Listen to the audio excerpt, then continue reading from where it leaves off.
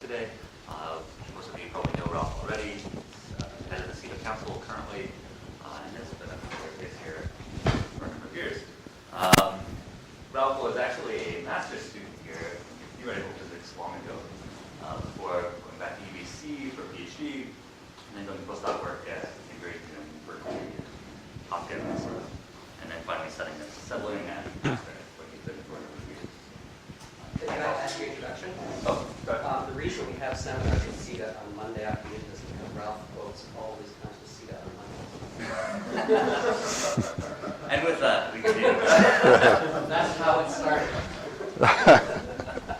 Okay, thanks for that tidbit, Mike. Going to suppress that, actually.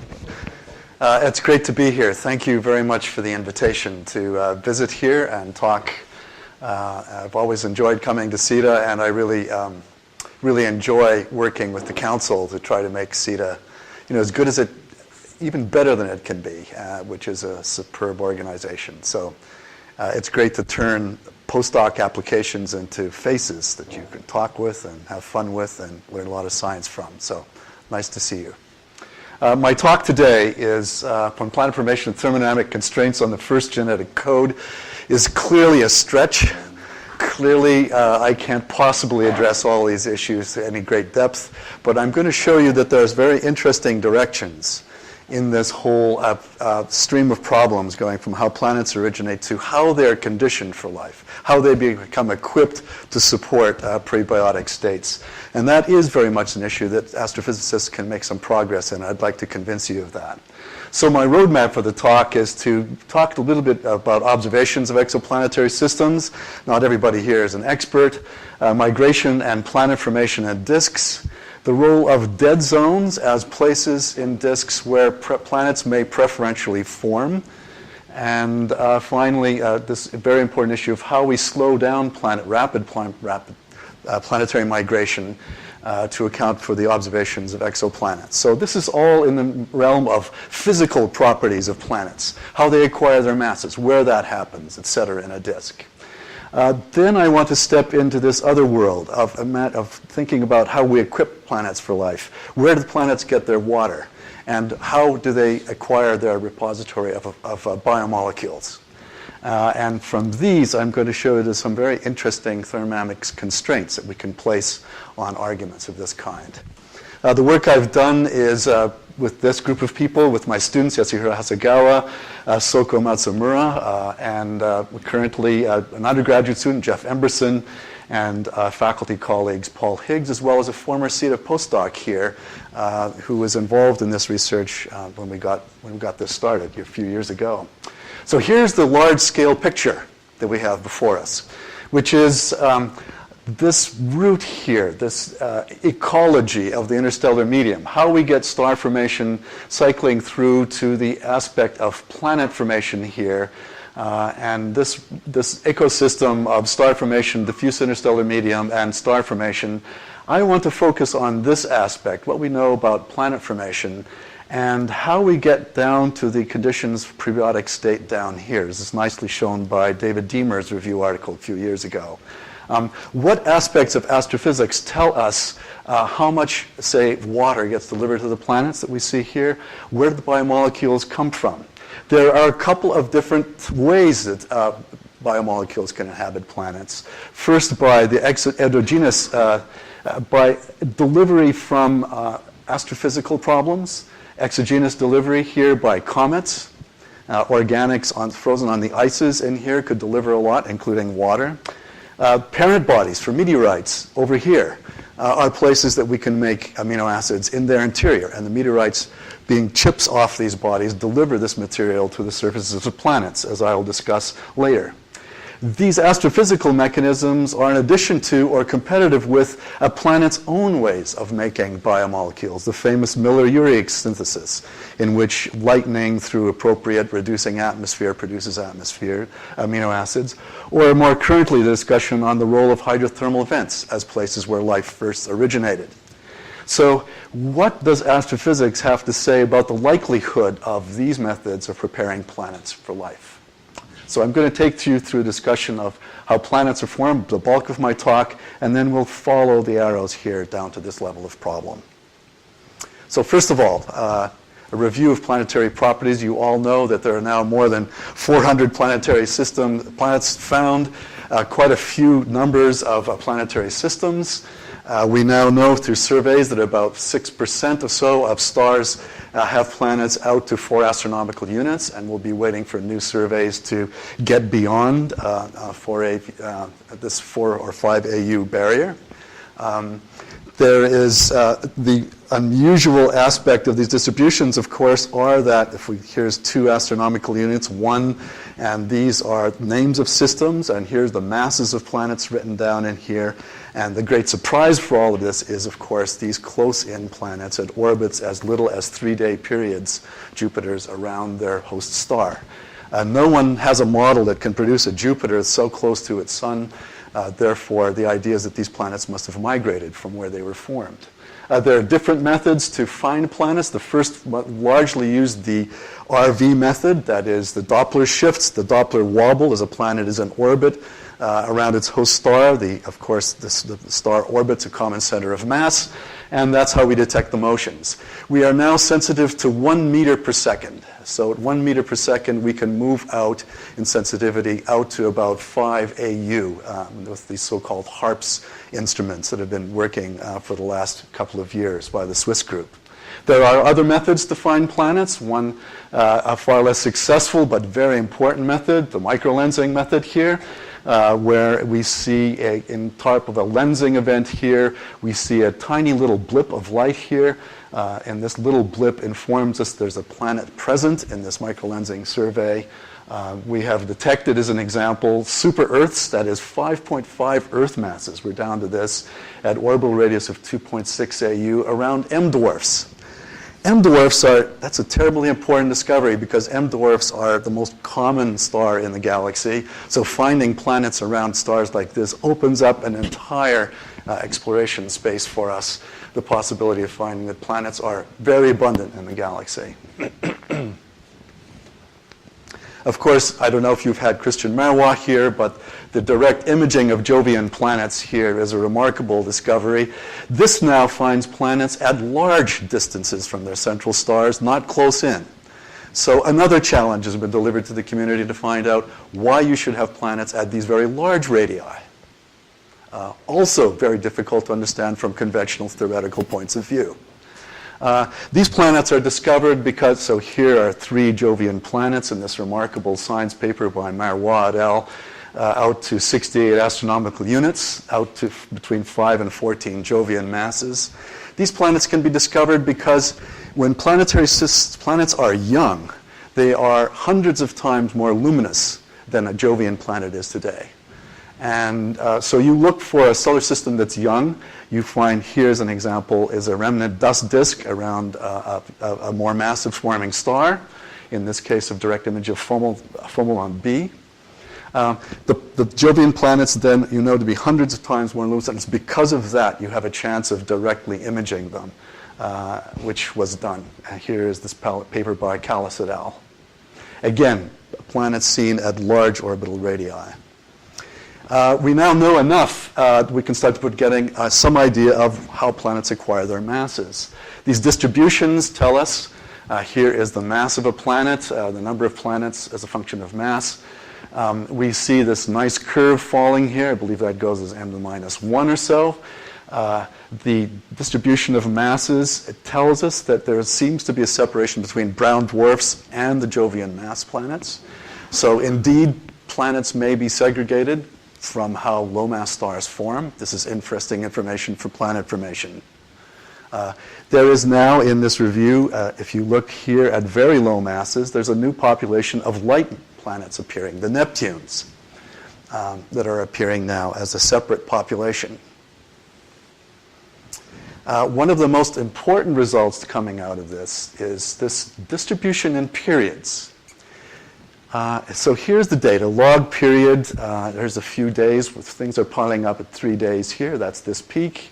And if you go out here to hundreds of days and beyond, you see that there's a rising trend of planets here. This is complete, actually, set, so we're not missing much data in here. And so there's two aspects of distribution. There's a pileup at very short periods, and there's a distribution heading out to larger scales here, okay? The new category of Neptunian mass planets is appearing here in blue. If we look at this a little bit more deeply at so-called mass-period relation, this is perhaps our best clue as to how planetary systems are formed. So again, here is the log of the period in days plotted here. Here's all of the data. The red are the more massive planets shown here. This is one Jupiter mass up here, 5, 10, 15. That's multiplied by sine I, of course. And what you see is that you go out to larger periods. There's lower mass planets at all periods, the Jovian mass type things. But if you look at the heavies, they appear to be preferentially deposited, if you like, or left at longer periods, okay, out to 100 days. So now we have an interesting, large enough population of planets so we can start to do simulations to try to address from some starting conditions that you have in a disk where planets are born, how do you end up with distributions like this? And what does that tell you about the process either of planet formation or migration? Okay? That's the challenge in this field. The other very strong and interesting signal that comes out of the data is this well-known distribution now with the relation between metallicity and the percentage of planets with stars with planets at some metallicity. So here you see that when you're down to about 1/10 the metallicity in the sun and below, you run out of planets. These are surveys where you have up to 370 or 400, nearly 400 stars. And so clearly this is telling you something about how planets form, possibly. It's support of the core accretion picture in which you need rocky cores to massive planets, getting massive enough to draw gas down upon them to form the Jovian planets, rather than an instability picture in which gravitational instability happens in a disk that's massive enough. So I want to now go to what we learned from all this, from this combination of both planetary migration and formation. And probably, as again, many of you are aware, there are very well understood mechanisms by which planets are able to move through their protoplanetary disks. This involves tidal interaction with the gas surrounding them. This is very effective when we're in a gaseous state in the disk. And if I could just illustrate this with this picture from a simulation by Nelson et al. Here we have a protoplanetary core, and it is stimulating the formation here of these strong tidal wakes, these tails that you see in the disk here, on the inward side and the outer of the planet. The back reaction of these tidal tails upon the planet is to exert a torque on that planet. So the inner and outer torques are in a struggle to transfer angular momentum to the planet or to extract angular momentum from the planet, pushing either outwards or inwards. The net motion of this planet, the net way that it moves, is the difference between this inner and outer torque from these two waves. Okay? So the strengths of both of these are fairly comparable. The difference between them is not huge. Generally, it works out for standard power law distributions in disks. That is, if you take density profiles or temperature profiles that follows power laws, the outer wavelengths and angular momentum is extracted and the planet falls inward. The trouble is, this is done so efficiently in these early stages that you lose a planet within a few million years. So here is just the theory I told you by a paper by Ward and his collaborators, in which is plotted up here the migration time scale. Up here, here's 10 to the 6, here's a million years, 100,000. And this is the mass of the planet in Earth masses. If you're at 10 Earth masses, i.e. the mass of a core of Jupiter, you lose that in 100,000 years to your central star. So this has created this problem that is the focus of most of this work on planetary information and migration, which is how do you slow up this very rapid loss of planets to the stellar interior, to stars. Just to give you an idea what a serious problem this is, disks are known to be around for 1 million to 10 million years. So you're losing planets well within a disk lifetime. The trouble with the core accretion picture also from this classic paper by Pollack et al., this is the way you build a Jupiter. Here is 10 million years here, here's 1.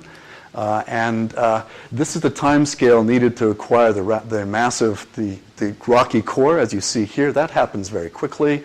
But the time needed to bring down the rest of the gas here in these calculations is as long as 8 million years.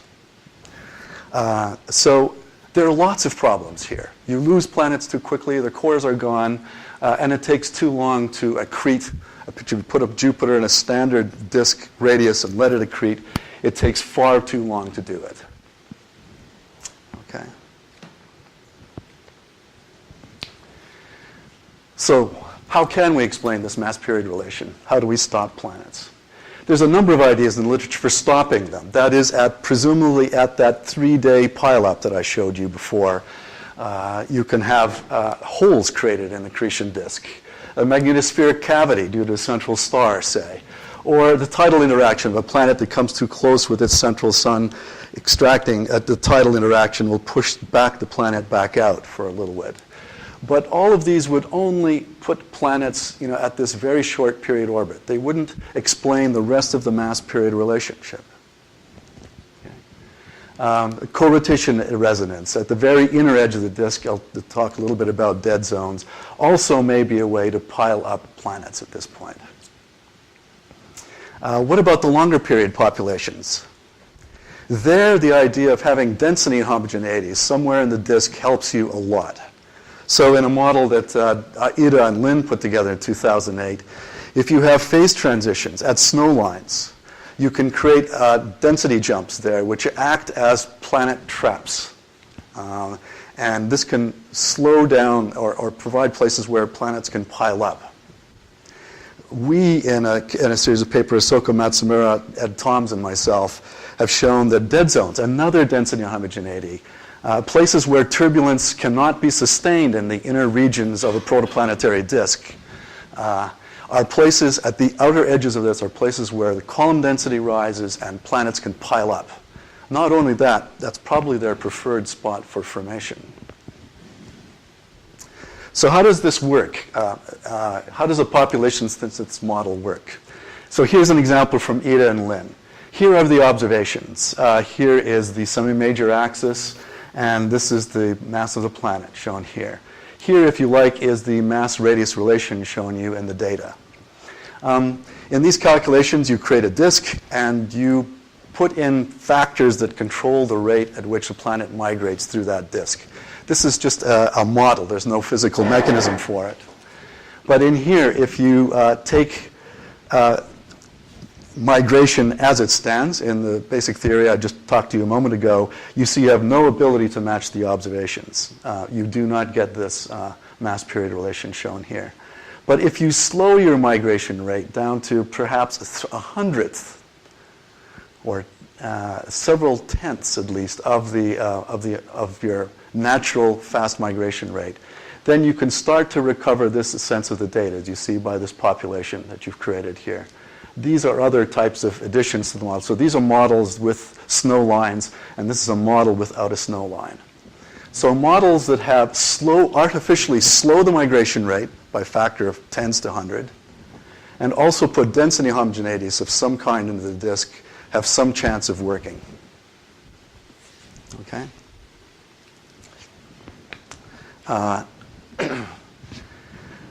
So far what I've talked to you is the rapid loss of planets by type 1 migration, where you slip through the disk very, very quickly without opening a gap.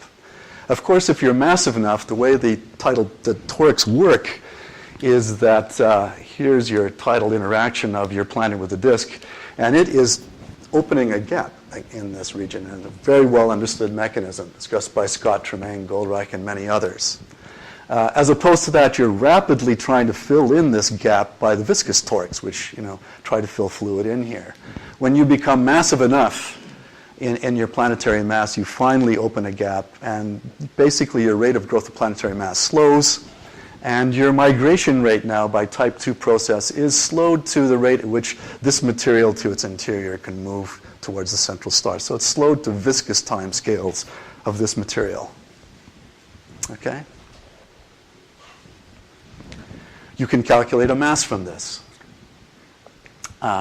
So here from Lin and Papalouizou, planetary mass in this formula depends on the amplitude of the viscosity of the disk measured by this alpha parameter and by this scale height, h over a.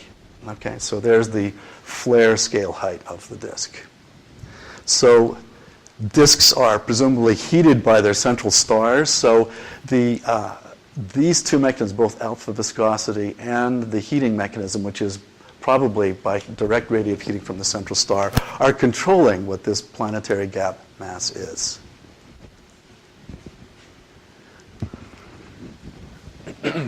So let me talk a little bit about dead zones as a mechanism of slowing planetary migration. A dead zone is simply a place in a disk which is so poorly ionized that its primary source of turbulence, which is believed to be the magnetorotational instability, which I believe many of you know about, is just quenched. You cannot grow the instability, and so the viscosity in a region of a dead zone is very low. Alpha there may be 10 to the minus 5. It may be provided by polar planetary wakes or by residual Kelvin-Helmholtz instability that I will talk to you in a moment about. So here's a very low region of ionization. The size of this region can be simply computed. You simply compute it, to quench the MRI, you have to have a region of sufficiently low ionization. So you do an ionization balance calculation from your sources, X-rays from a central star, cosmic rays, and you determine the part of the disk for which where you simply cannot drive, where the MRI instability is basically damped out by ohmic losses. Okay? That's a region that starts to be about 10 astronomical units in scale. And as time goes on, as the disk is used up, this radius gradually moves inward with radius. In a dead zone, the gap opening mass is very low. So here's a calculation. This is the disk radius. If you have alpha 10 to the minus 2 standard disk viscosity in such a model, here as a function of radius would be the gap opening mass. So Jupiter opens a gap here at 5 to 10 astronomical units as an example. But in this curve marked right here is the gap opening mass inside the dead zone. There's very little turbulence there. The gap opening mass is correspondingly slower. So here, a Uranus or even an Earth can open a gap, and then their motion inside a dead zone is linked to the rate at which viscosity allows them to move inwards in this region. Okay? Now I'll show it to you in a moment. These dead zones stay alive for up to 10 million years. And that's how you can get a slowing mechanism. Moreover, this other region outside of a dead zone is very well coupled. Material that flows inward will pile up here, as I will show you in a moment. And that provides a very interesting place for which planets can form. So I wanted to show you just a few simulations that we've done in a paper, if you're interested, published last year, in which we put together planetary migration as well as formation. So these are calculations in which you take a fraction of an Earth mass core, you place it in a disk at, say, 20 astronomical units. This planet accretes material as it migrates through the disk, the X-ray, we've self-consistently computed through X-ray calculations how the ionization of the dead zone is. We know where it is and how it evolves with time in this evolving disk. And I will just show you the results of these calculations, in which we take essentially model the disk as due to viscous evolution by a set of time-dependent 1D disk equations, essentially, coupled to a code, symplectic integrator code that accurately follows planetary orbits for up to 10 million years, developed by Ed Toms and a number of other people. So I'm going to, this will be kind of a symbol. A quick comment Yeah. on the treatment of cosmic rays. We followed the ionization here, even following, you have to follow several stages of ionization down to the charging of grains as an example to get the ionization balance correctly. You put in standard fluxes of X-rays and cosmic rays, So they're just and you do the ionization calculation, yeah. So isn't there a lot of shielding? it depends. We've shown that, in fact, if you have a protostellar jet with lots of scattering centers, that cosmic rays have a hard time penetrating that. And probably then your main source of ionizing photons are the X-rays from the central star. That's probably the way it goes. Yeah. So here we start these calculations with a small fraction of Earth mass. We follow planetary accretion and gas accretion through several stages. These are put in kind of analytically from these published papers. As the planet moves, we compute self-consistently following these numerical works the amount of planetesimal accretion they should have, accretion in the late stages from a circumplanetary disk. And we put this together, and I just wanted to show you how this goes. So first of all, in evolution with the dead zone, no planet here, how does a disk with the presence of a dead zone evolve? This is time going this way. This is 1 million years over here. This is 10 million years. Plotted this way is the column density. The color codes for the column density strength here. So this is 1 astronomical unit over here. Here's 10. So column density falls this way, and you're just seeing snapshots in time here. So with the presence of a dead zone, put this movie up here. So here in this plot is the column density plotted as a function of radius. We started the dead zone at about 10 astronomical units. The fast accretion of material from the outer parts result in this discontinuity I'll show coming up in a moment. Here, okay? The time scale is 10 million years here, fraction of a 10 million years. So this feature lasts a long time. It's different to the 1 astronomical unit and keeps shrinking. Any planet that migrates along here, I will show you in a moment, will be stopped by that density barrier. We have a barrier that's up for up to 10 million years. This feature does not necessarily have to have been picked up in observations so far. There's a team of people in Michigan working out the observational consequences of having this long-lived central region of a protoplanetary disk. Okay, so if in a disk without a dead zone you put in a planetary core, here is that redoing the, even with a planet here that's a low-mass planet, you see it's being lost to the central star here within 100,000 years. So this is its orbit, if you like. Here's where its location in the disk as a function of time. If you place a dead zone in it, the planet moves inward and reflects off of this density barrier.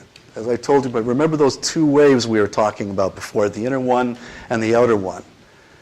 The difference in the torque now is set differently for the inner part of the disk. As you're running up that density ramp, the torque balance works in such a way that the planet can get pushed back. It's a simple consequence of having that density gradient present. Okay? So we stop this migration, and the planet now simply moves in over the time scale of the evolution of this dead zone, which is, as I showed you in the calculation, a few million years, up to 10 million years. So this is how you can stop a low mass cores from the outside region penetrating this region and falling to the star.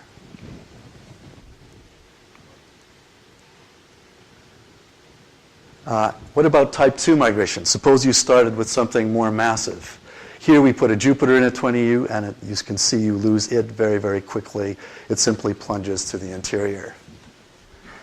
Here is the self-consistent calculation, where you put in the 0.6 Earth mass core. It's accreting as it goes.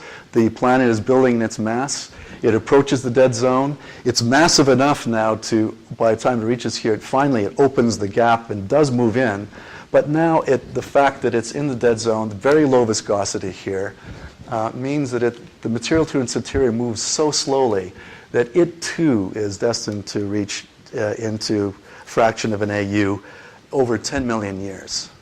So it too is saved. I wanted to show you in this graphic here the way the planet is built, why this region is also interesting as the primary place that a Jovian planet acquired its mass. Here's the size of the planet, the mass shown here, as it opens the gap in a disk and slowly moves into lower radii. So here you see very small, it's getting stopped and acquires most of its material actually here. So this is where you probably build the planet.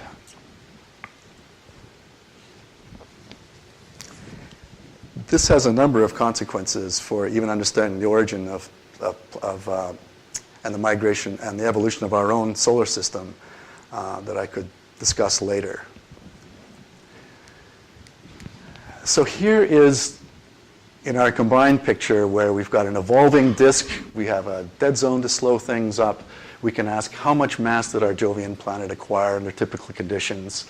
Here's a version of that Pollack et al. Plot I showed you, that famous picture where you're acquiring your core mass here, your rocky materials. Then the gas mass is gradually creating here over a few million years time scale. This is the total mass of the system, and this dashed line is the mass of the disk that's falling away here. The surface layers of the disk are always flowing onto the star. They're well coupled. The ionization is good there, so you have layered accretion, as Balbus talked about. So that material flows into the star as before, but it's just this building reservoir of stuff that gets stopped that's slowing you up. Okay? It eventually, gradually also, layer by layer, peels onto the star and disappears. It takes us 2.5 million years to build a Jovian planet under these terms. Do you actually form multiple planets? Sorry? Do you form multiple planets? Our calculations start with one planetary core. Now, SOCO has gone on and looked at multiple planets. It took a huge amount of work to get at this stage, and it's the next thing that we're after in these models. Okay, perhaps these calculations tell you that there's a place where planets get built, particularly Jovian planets. We have a mechanism of perhaps accounting for their mass-period relation. We can slow planets by a factor of 10 to 100 as was needed in the population synthesis models by this mechanism. And now I want to sort of go on to the next part of my talk, which is to talk a little bit about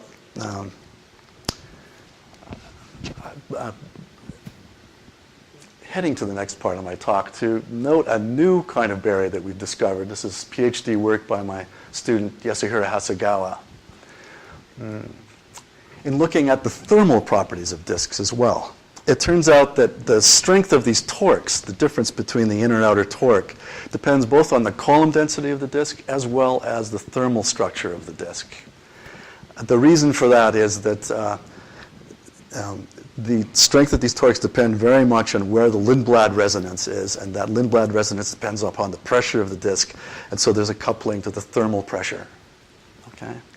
So these are calculations of the Monte Carlo full radiative transfer calculations of low-mass disks around M stars, showing their thermal structure in the presence of dust settling. We want to get the thermal structure well computed here, so you need to be cognizant of the fact that in an M or N dust distribution, your thermal structure here, dust will settle, and that changes the structure of your disk. Your grains grow as well as settle? No, here we're just setting a static distribution, so we're giving you a snapshot for some time. Okay. We put a planet in here, so here's the Hills radius of a planet, and these are temperature contours here. And the color codes the density profiles for you, okay? You put in dust settling, the disk gets depressed. It's no longer such a flaring structure here, okay? And now if you put in a dead zone, something interesting happens. In a dead zone, the dust settles to a very small scale height. In fact, the turbulence level in such a dusty region in a dead zone is only about 10 to the minus 5. We can compute that self-consistently. So here, dust settles very quickly and a very small scale height. So your radiative transfer now is quite interesting. Here is the active zone. The dust is kicked up. Radiation from the central star heats this feature, and a backheating from the dust on the disk in front of it creates a radial thermal inversion. I'll show you that here. Here's the temperature falling this way. Okay, temperature is a function of radius, this curve here. In a Chang and Goldreich model where you have a featureless power law disk, this is the temperature profile that would follow. And here's our dusty wall, and here is the temperature inversion shown here. You can compute from first principles, this is what we did after we did the numerics, that in fact this also creates a reversal of the torque. Planets are pushed away from and pushed outward in a region where you have this radial temperature inversion. So this is the time scale. Negative here is 0. Negative means we're moving outwards. Positive means we're moving inwards for the planet. And here is the result of the torque calculus, the migration time scale. This is 10 to the 6th years. And when you get into this region of a radial temperature inversion, the planet is pushed outward. And it basically, what it means is the planet approaching this radial thermal inversion gets pushed back out and will hover once again at this dust wall, at the outer edge of the dead zone. So there's another reason why planets pile up there. Both the density and thermal structure both conspire to keep planets pinned there.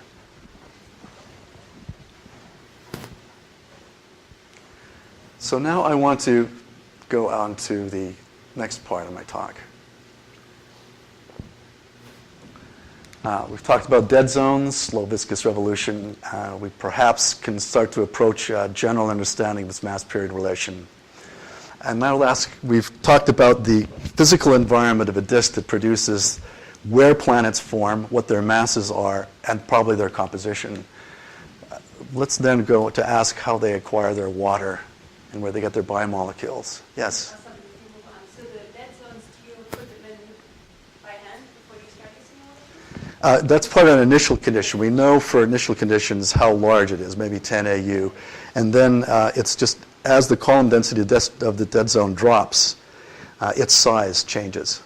Okay, so that's done self-consistently. Okay? So as I mentioned at the beginning of my talk, one of the general attributes, at least for life as we understand it, is that water is a necessity. Experimentally, if you go to the driest places on the Earth, which is the Atacama Desert as an example, you find that the counts of cells drop. That's by no means a barren place on the planet, but there is experimental evidence that water, the presence of water and life as least we know it, are correlated. This sort of informs the dictum of NASA to follow the water in their search strategies. The biomolecules, there's a very interesting history about how planets acquire their biomolecules. The whole field started by the famous Miller-Urey experiments in 1953, that I'll talk about in a moment, where planetary atmospheres, if they're reducing enough, you can build biomolecules, such as amino acids, very readily. You can demonstrate this in simple experiments in chemistry labs. Other places that have been proposed are biomolecules in protoplanetary disks, as well as construction in deep ocean vents. And would like to now switch the problem here to this, to understanding how planets acquire these commodities. So I think one of the most interesting papers I've ever read on the topic of where water comes from is this work by Raymond, and I believe he's a student of Thomas Quinn. So here we revisit the disk. We put a Jovian mass planet at 5 astronomical units over here. We lay down initial distributions of asteroids. So here we have, this is 2 astronomical units. The snow line is at about 2.5 AU. So everything inside there is dry. Our asteroids, this is the protoplanetary nebula is too hot for water to condense. So these materials are dry. There's a transition zone, and beyond the snow line, these materials are wet. Therefore, water condenses onto them. Okay? These are the carbonaceous chondrites, and those materials we know from meteoritic studies have hydrated minerals in them. So this is all very clear. Lay this distribution down. This is a plot of the eccentricity of these objects, and once you let Jupiter work on them, and on this series we're going to 0.1 megayear, 1 million years, 10, up to 200 million years. You see our planetesimals acquire some eccentricity. They collide with one another and build larger objects. And the purpose of this calculation is to show you what the composition of the planet is by the time we end up here after 200 million years of evolution. And you see from this distribution, you end up with 4 or 5 terrestrial mass planets. The color code tells you how much water is in them. So red, again, dry. Blue is wet. And you have this mixture of planets here with different amounts of water. How much water did you get? Well, that's this plot. Here is less than 1 Earth ocean. This is the number of planets in the simulations. About 50 runs, 50 to 100 runs were done here. Here is Earth-like planets, so 1 to 10 Earth mass. Earth oceans. Here is 11 to 100 water-rich planets, and then there's even some objects that have 300 Earth oceans worth of water in them. So the Earth, in some sense, is a bit dry compared to the results of these calculations. So the Earth is 1 to 10 Earth oceans after all the hydrogen amount? Oh, that's a good question. We don't actually know the answer to that yet, but just the water we can easily tote up. So indeed, there could be much more water in the Earth. But these are the results of the simulations. So things that are wetter than the Earth are typical. Okay. So astrophysics, obviously, these physical processes obviously have a great deal to tell us about predicting under what circumstances terrestrial planets end up with water. What about the biomolecules? There are 2 different methods by which you can form and deliver biomolecules to planets. Both of them understood for quite a while. One are comets, where you can pick up organic laden ices in comets, and the comet entering an atmosphere deposits these. These molecules don't necessarily break up in such shocks that occur. And there are meteorites that deliver organics produced in parent bodies. These 2 methods were first proposed long ago by Chiba and Sagan, and in a prescient Nature paper in 1992. And so here, I just wanted to go about talking about both of these ideas, both for organic ices and for parent bodies. So organic chemistry in this, of which I'm not an expert, and certainly I'm just starting some of this research ourselves, but reporting from the literature here for you. You have disks seen in profile here irradiated by their central star. Okay? That's primarily how they're heated. The surface layers of disks, so these are temperature contours shown here. The surface layers get far too hot to really have molecules in them at temperatures here. So there's photodissociation, which is quite large. Midplanes of disks are screened by many, many magnitudes of extinction. So photons entering here probably are first absorbed in the surface and scattered down into their interiors here. So these regions are much colder, and molecules freeze out on grains here. So once again, there's not an active chemistry expected near the midplane, save for the freezing out of molecules on grains. In intermediate layers, however, between the hot surface and the very cold midplane, grains are it's just the just right solution. You can expose grains, say, to, if they're ice covered, to UV radiation fields for a while. That can drive bond breaking on the ices on the grains, and the grain can drop down again, and it's out of sight from its organics being destroyed by the UV photons. So this intermediate layer of an accretion disk is a good place for building organics. Simple organics have already been computed by a number of people, Ted Bergen and others. Before you yeah. go on, so can you give an idea of what the expected temperature is in the midpoint? Oh, the midplane temperatures, I can just show you. I can go back to our models here. We've computed them here for low mass stars, as an example. So surface tier temperatures of 20 degrees is an example shown here in these disks around low mass stars, okay, that I'm talking about from our computations. And the surface layers can get up to many, around an M star are much hotter than that. So things are very cold. And this model that I showed you here is temperatures, so that much higher temperatures, tens to hundreds of degrees up in the surface of T-Tauri star disks.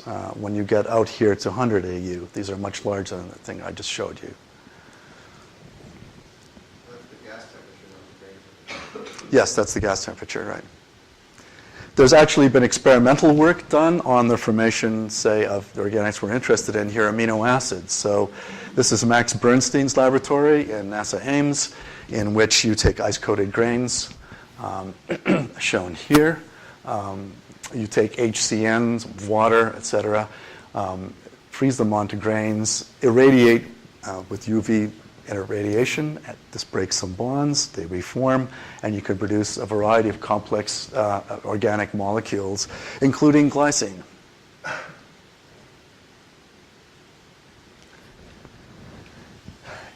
The other way you can produce organics that's interesting is in the interiors of planetesimals. These would be normally solid ice objects, of course, but you've got radionuclides embedded in aluminum-26 embedded in the material that you use to form the meteorite. And for a few million years, these elements can heat the interiors of this, so you get actually liquid water present.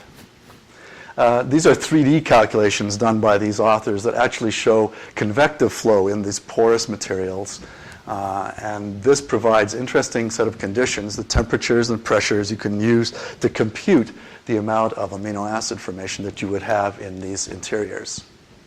So these are calculations I'm now doing with a fourth-year physics student, Jeff Emberson. And we're at the stage of using these computed models as inputs to constrain the total Gibbs free energy needed to form amino acids. We're trying to compute then, using this, about the mix of amino acids that you might expect produced in these bodies. Meteorites then, such as Murchison, shown here, presumably, carried, this is the Murchison meteorite that fell in Australia, as a very rich source of amino acids in here, analyzed in various papers. It's also a source of amphicyles. If you take a bit of Murchison and you suspend it in water, these fatty acids that you have in here will actually form little vesicles, little bags. So that's the astrophysical ways that you can get biomolecules to the planet.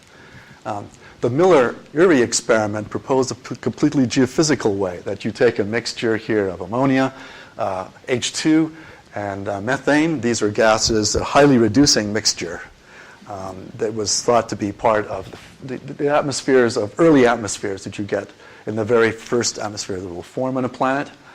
And by discharging in this aqueous mixture, by discharging electricity through here, lightning, is a way of getting formaldehyde out of this mixture. And once you get formaldehyde, this reacts quickly to produce the amino acids. Okay? The trouble with these early experiments is that we now know that an early planetary atmosphere is dominated by the emission from volcanoes. It is not this highly reducing mixture, but something that's much different. And so the yields of amino acids are really quite different than was imagined in these experiments. And thirdly, there's been a lot of excitement, particularly in the microbiological community, about hydrothermal vents. So these are fissures at the base of the ocean, of course, where you have this rapid influx of hot stuff from the interior breaking through the cracks, hot water. You have abundant sulfur chemistry possible here, an abundant source there of chemical energy that you can tap into. And why that's interesting to microbiologists is that if you look at the true root of the tree of life, or bacteria at the base of the root of tree of life, appear to be organisms that like environments like this. These are extremophiles known as hyperthermophiles, heat-loving places, organisms. So they flourish here. The question is this a signature of how the very first organisms appeared, the very first cells, or is this a late adaptation by more specialized organisms? If you look at the literature, people like David Deamer wonder whether you can actually form lipid membranes in the places with this hot, active flow here in the first place under these temperature conditions. So there's a debate whether this would be a good place to form first living things. The chemistry here is that you can form certain kinds of amino acids under these conditions. These amino acids are not the kinds we see around us in organisms that we know today. So in my last 10 minutes, I'm going to just then come down to this question with all these different mechanisms available for forming amino acids, both geophysical and astrophysical. What way do they dominate on planets?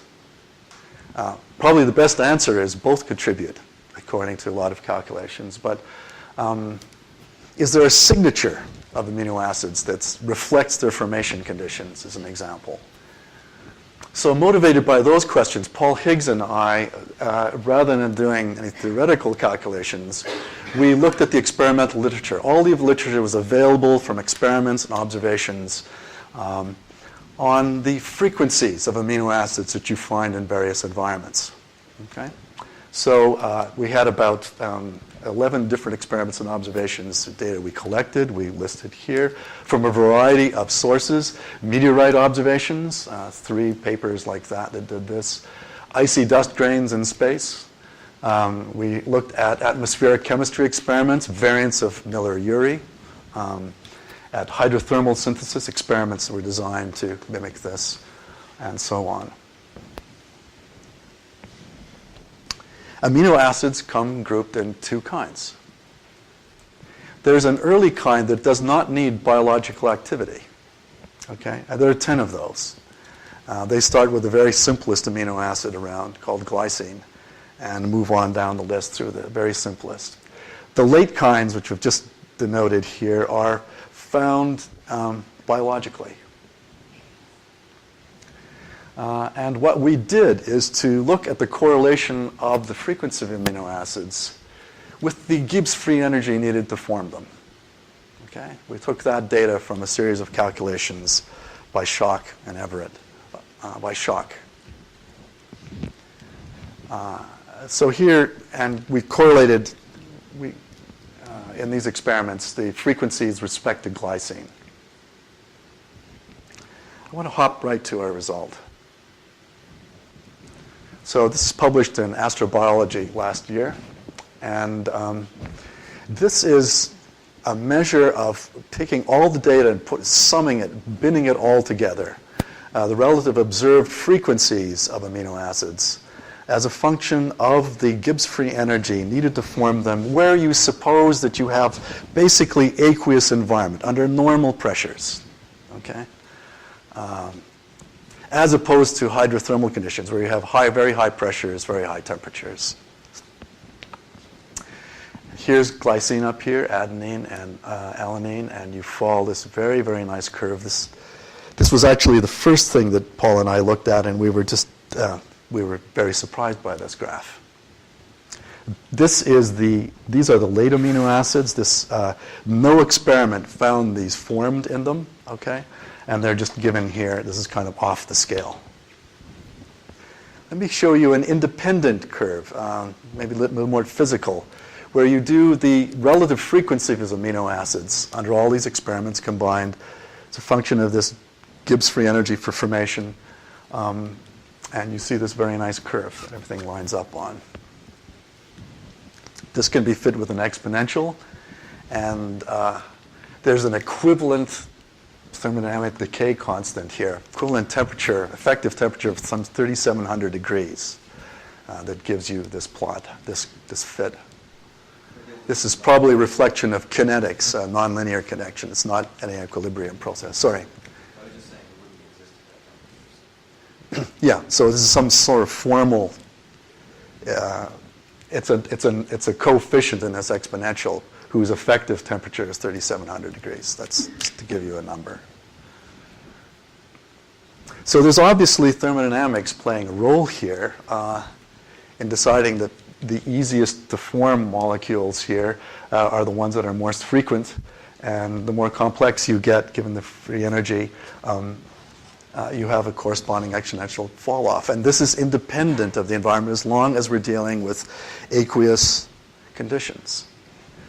This is the plot that you get if you correlate it against conditions, say, more appropriate to hydrothermal vents. Very high pressure, very high temperature. No correlation at all.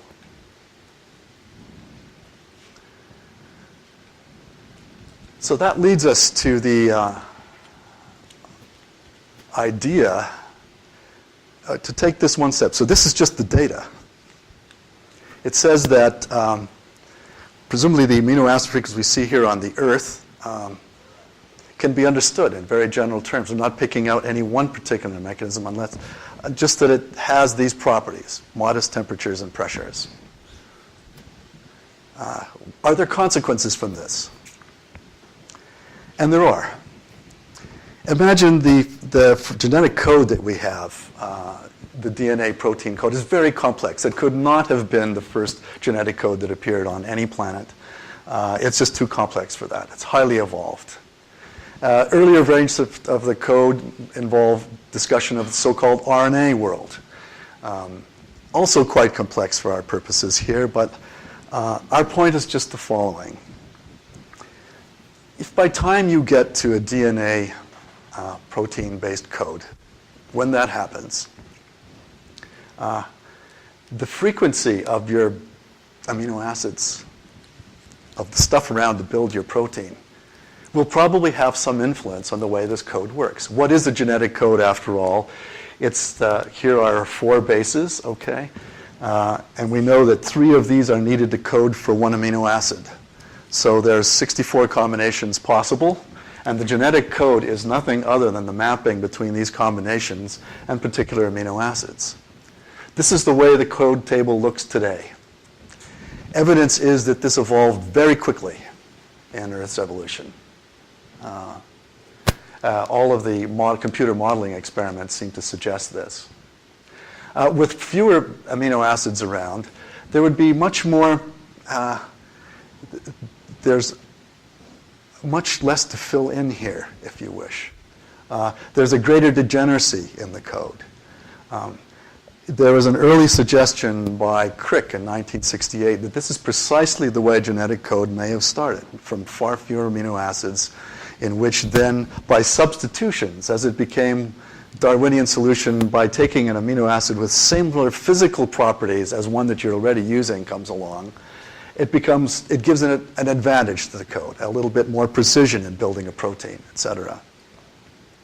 So the canonical code was probably established 3.5 billion years ago, and before that, codes had these very simple sets of amino acids to deal with. So here comes the point, is that the natural frequencies of amino acids, you can build proteins that are functional with this small set of amino acids, by the way. Experiments like that have been done. So our point is that since thermodynamics seems to determine the set of amino acid frequencies as far as we can see, that under a wide variety of conditions, it's possible to imagine that planets everywhere are following the thermodynamic rule and building sets of amino acids by the various means, not particularly choosing meteorites or hydrothermal vents, but just thermodynamics is dictating kind of a general frequency of amino acids, which are going to condition the way your first code operates. So that is an interesting and suggestive point that perhaps, and we tried to very carefully phrase this, that thermodynamics has some role in determining these first steps. And if so, then planetary initial conditions are really setting the stage for the genetics that follows in an interesting sort of a way.